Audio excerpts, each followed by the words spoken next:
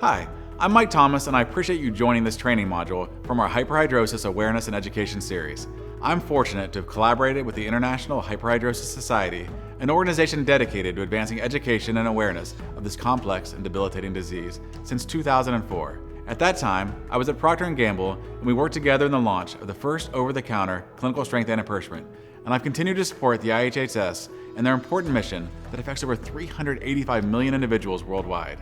Despite its prevalence, hyperhidrosis remains vastly underdiagnosed, largely due to a lack of awareness among sufferers and inadequate education among medical professionals. This leads to countless individuals never receiving a proper diagnosis or relief from their symptoms. For those grappling with hyperhidrosis, the body's natural cooling mechanism goes into overdrive, resulting in excessive sweating, 4 or 5 times more than necessary. This can cause embarrassment, discomfort, anxiety, and even potential dangers, profoundly impacting daily life and overall well-being. Sadly, many sufferers internalize the stigma associated with heavy sweating, often blaming themselves for a condition that's entirely beyond their control. This can lead to isolation and reluctance to seek help or share their struggles with loved ones.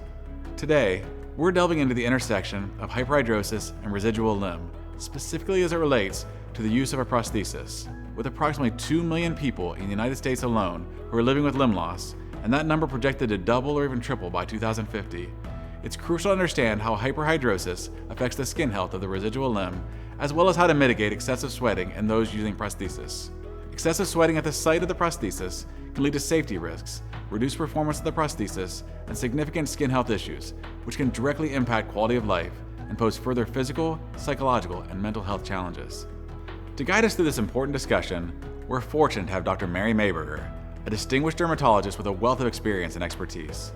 Dr. Maiberger's dedication to patient care and research, coupled with her positions as Chief of Dermatology and Residency, Program Site Director at the Veterans Affairs Medical Center in Washington, D.C., Associate Professor of Dermatology at George Washington University School of Medicine, Associate Clinical Professor of Dermatology at Howard University, Assistant Adjunct Clinical Professor of Dermatology at the Uniformed Services University of the Health Sciences, and Clinical Instructor of Family Medicine at Georgetown University, makes her an invaluable resource.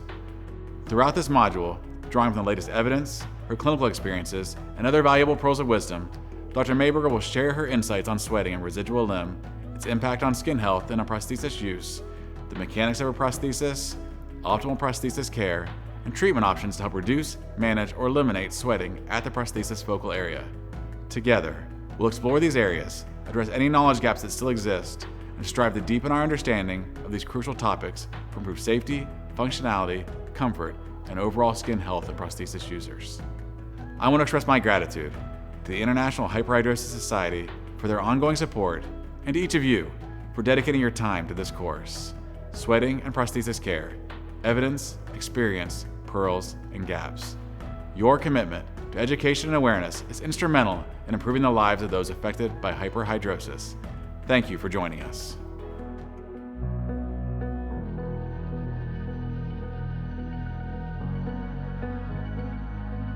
Hi, my name is Dr. Mary Maiberger. I'm Chief of Dermatology at the Washington, D.C. Veterans Affairs Medical Center, where I'm also Residency Program Site Director. And we're going to be talking about sweating and prosthesis care today. We're going to review some of the evidence, experience, pearls, and gaps. And this lecture is brought to you by the International Hyperhidrosis Society, so thank you so much for joining me.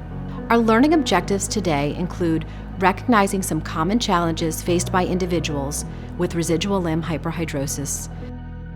We're also going to talk about some evidence-based strategies for managing sweat and related issues in prosthetic wearers, and talk a little bit about some of the gaps and challenges in current prosthetic care and sweat management. There's a lot of patients out there living with limb amputation, so this is a pretty common scenario that we encounter in clinic. About 2 million people in the US have limb loss, so that equates to about 1 amputee for every 150 people, which is expected to double or triple by the year 2050. Of the 110,000 amputations each year, 70% are a result of a disease state such as a vascular disease or diabetes, while the remaining 30% are often related to trauma, tumors, or congenital anomalies. And while 85% of lower limb amputees are fitted for a prosthetic device, only about 5% use the prosthetic limb for more than half of their walking day. And so we're going to talk a little bit about hyperhidrosis and how this fits into helping our amputee patients perhaps wear their device longer and reintegrate into society sooner. So just so we're on the same page, a prosthetic device has multiple components. Typically you have a socket, which is a receptacle for the limb. There's often a liner or sock that's placed over the limb, which helps provide a barrier as well as absorb sweat. And then there's a suspension device or vacuum that helps hold the prosthetic device to the limb.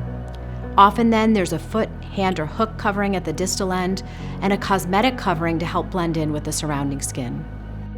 The skin health is incredibly important to the function of the residual limb and the prosthetic device. In fact, poor skin health is equated with reduced performance and time spent in the prosthesis. And the prevalence of skin problems is quite high. Surveys document between 15 to 70% of prosthetic users experience problems with the skin health at the site of the amputation. And this can persist for years after the amputation. It's not just in the immediate period. For instance, a study looking at Vietnam vets found that nearly 50% experienced skin disease in the preceding year, more than 38 years after the amputation. So it's something that occurs not just in that direct period after the amputation, but for many years afterward. And in particular, hyperhidrosis leads to significant skin issues for our prosthetic users. Hyperhidrosis was the single most reported skin issue in a survey of patients with lower limb amputation. And it could lead to a lot of secondary issues, including foul odors, maceration, rashes, fungal and bacterial infections, and even ulcerations and resulting verrucous hyperplasia. And attached here in a photo is a patient with folliculitis on the residual limb related to that increased moisture and occlusive environment. More than 50% of individuals with an amputation experience discomfort associated with heat or perspiration from their prosthetic device. It's likely related to several issues. One is that in the hyperhidrosis in amputees may be related to that occlusive nature of the vacuum and socket joint area, because increased temperature can develop and then there's nowhere for that heat to release. And so sweat can not only lead to secondary skin phenomenon and issues as we've discussed, but it can also impair the fit of the prosthetic device, leading to a risk for gait or falls with the patient and poor fitting prosthetic device.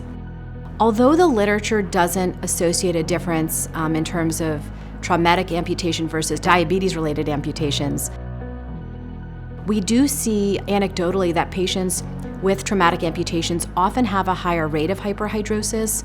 We're not entirely sure if that's because they're younger and perhaps more active, or if there's other phenomena involved. Additionally, those with transtibial amputations may have higher rates of hyperhidrosis. So it's important, particularly in the young population with amputees and transtibial amputation patients, to really focus in on that hyperhidrosis issue. How do we define hyperhidrosis in residual limbs? Well, there's really no formal definition. It's very much a clinical diagnosis. So certainly if a patient comes in complaining of hyperhidrosis and sweating, we can certainly address it with them then. Additionally, a patient may have secondary issues which we know are related to hyperhidrosis, such as folliculitis, miliaria rubra, or secondary infections. There are also quantitative methods that are primarily used in research studies, including vapometry, which measures transepidermal water loss, or gravimetry, which can measure the amount of sweat per unit time.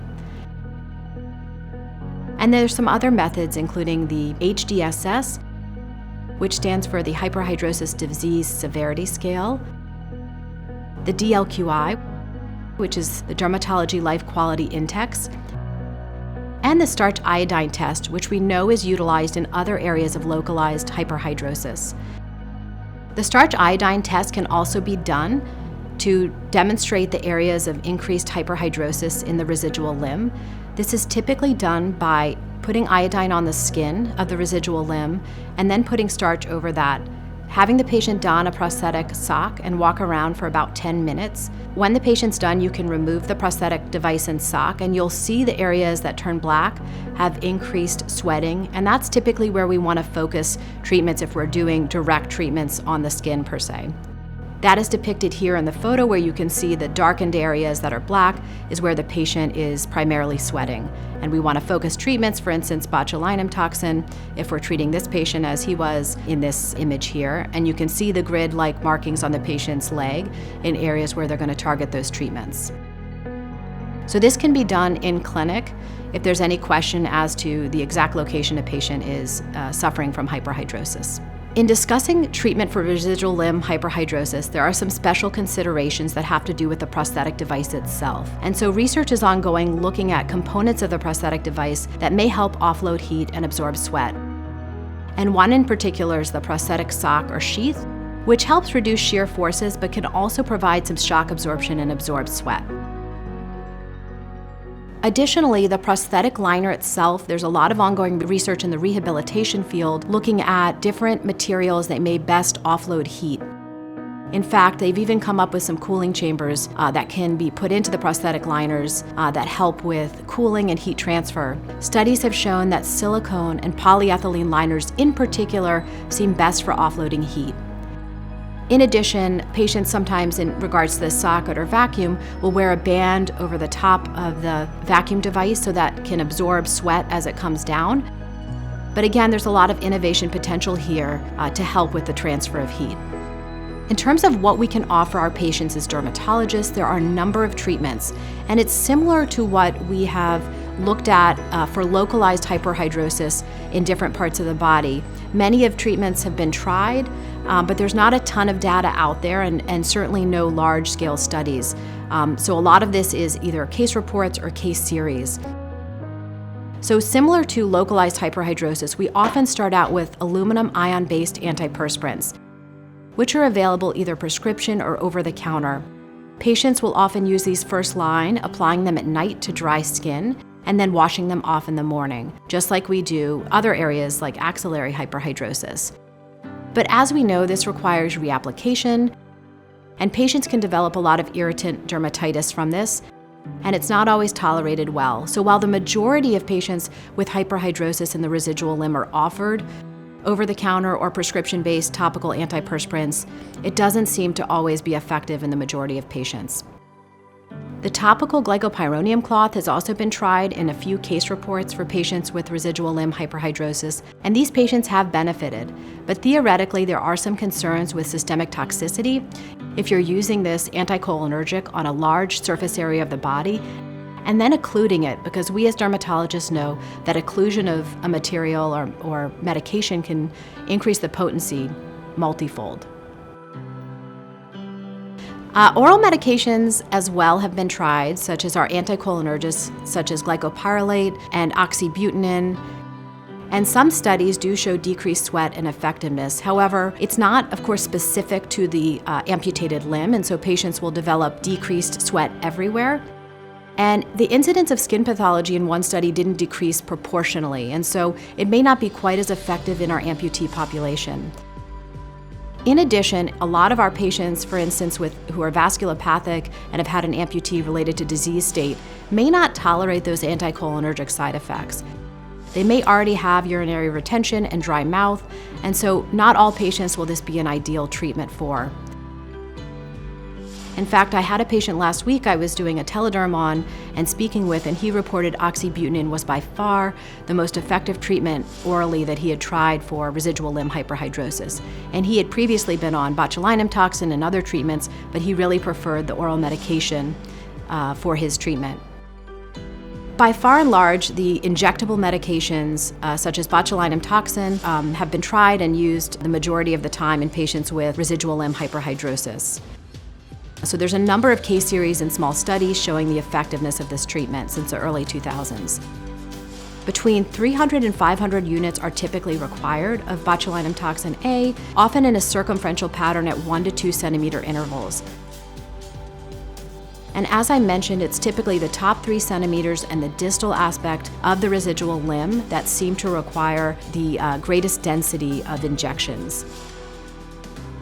Typically, we can do this about twice a year during the warmer months for most of our residual limb patients, and they tolerate that well, with anhidrosis lasting between 3 to 4 months typically. Of course, this treatment does need to be repeated at intervals, and there is some pain involved with numerous injections. Studies have looked at topical numbing agents as well as ice, just like we do for hyperhidrosis treatment in other areas with botulinum toxin. So that does seem to be an effective way to help with this pain, but coverage and cost can also be an issue for some of our patients. So that is a consideration, but probably the most studied treatment to date in the literature for treating residual limb hyperhidrosis. Iontophoresis is also being utilized for patients with residual limb hyperhidrosis. It's readily available and inexpensive, as we know. However, some studies point that there may be less effectiveness in patients with residual limb hyperhidrosis, and there's no devices on the market specifically for residual limbs. So that can be a little bit cumbersome for patients to use. Studies have also looked at using laser hair removal, such as the Nd:YAG laser or diode laser. By causing hair destruction, theoretically there's reduced sweating and reduced heat retention in the skin. So some small studies have shown some benefit in quality of life in hyperhidrosis. Additionally, by doing laser hair removal, the patient may have reduced issues with things such as folliculitis in the residual limb, and that may also help with the fit of the prosthetic device. But it can be costly, and there are limited studies at this time looking at hyperhidrosis in this setting. So more research is needed on the optimal role of laser in the setting of hyperhidrosis of the residual limb. Microwave thermolysis has also been reported incredibly effective for a few patients with residual limb hyperhidrosis. Patients are typically prepped with a regional nerve block, either with tumescent anesthesia or local anesthesia. And typically it can only be done on half a limb at a time because they're trying to reduce the risk of compartment syndrome. But patients in a few select studies have shown an 80% reduction in hyperhidrosis symptoms and a really durable response. And so patients will have really long-lasting reduced sweat in the residual limb related to this treatment. The downside is there's only been a few studies so far. It's quite painful according to the patients and costly and time-consuming. It takes 7 to 8 hours for just half of a limb. So you can imagine if you're treating the whole limb, it will take several days. And actually the patient will have reduced use of the prosthetic device for several months after the treatment. And for our highly active patients hoping to reintegrate into society, that can be too much downtime. But initial studies have been very promising using microwave thermolysis, and so I think further research is definitely needed in this area to help clarify the role and perhaps come up with an ideal way to treat patients either more quickly or with reduced time out of the prosthetic device. Both high-intensity ultrasound and fractional microneedle radiofrequency have very limited studies but have been utilized for hyperhidrosis in other settings. I just wanted to share with everybody a summary table of some of the more recent studies looking at botulinum toxin for the treatment of hyperhidrosis in amputee patients. So you can see these are small case studies and case series between 1 to 9 patients with differing dilutions and dose, but typically between 300 and 500 units are required, with anhidrosis lasting up to 3 or 4 months and no major side effects reported. So this again is a very safe treatment and something, if you're able to get for your patient, that you should offer initially. Additionally, I wanted to share some images from one of the more recent case reports of microwave thermoablation being used in patients with residual limb hyperhidrosis. And on the top image, you can see these are patients immediately prior to the procedure. And then the below image is 3 patients immediately after the procedure. And you can see the significant swelling, even blistering in some cases, that the patients experience. But in general, this is a very effective treatment for select patients who are able to undergo this or access this. Hyperhidrosis of the residual limb is a highly prevalent problem in summary and can lead to a lot of secondary skin issues such as folliculitis and irritant and contact dermatitis, as well as poor fit of the prosthetic device and possibly poor quality of life.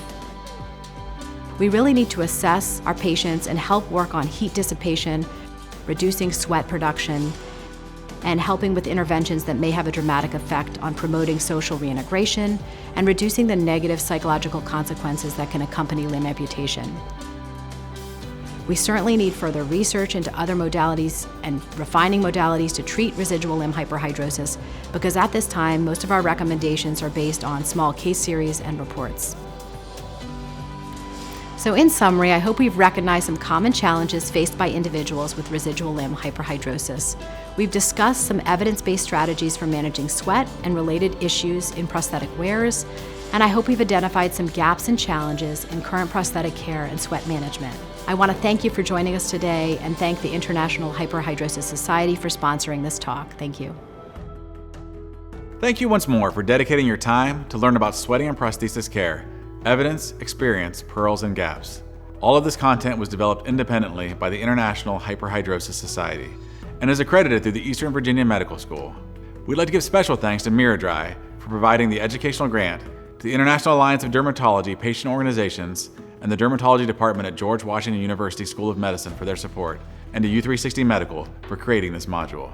To learn more about hyperhidrosis and to be listed in our Clinician Finder Registry, go to sweathelp.org or send us an email at info@sweathelp.org. And if you'd like to make a donation to help support the International Hyperhidrosis Society's mission, or to be a part of creating more educational programs like this and beyond, please scan this QR code to make a world of difference for sufferers of this debilitating condition. On behalf of the 385 million people dealing with hyperhidrosis every day, thank you again for your time, your attention, and your dedication, providing compassion and evidence-based care.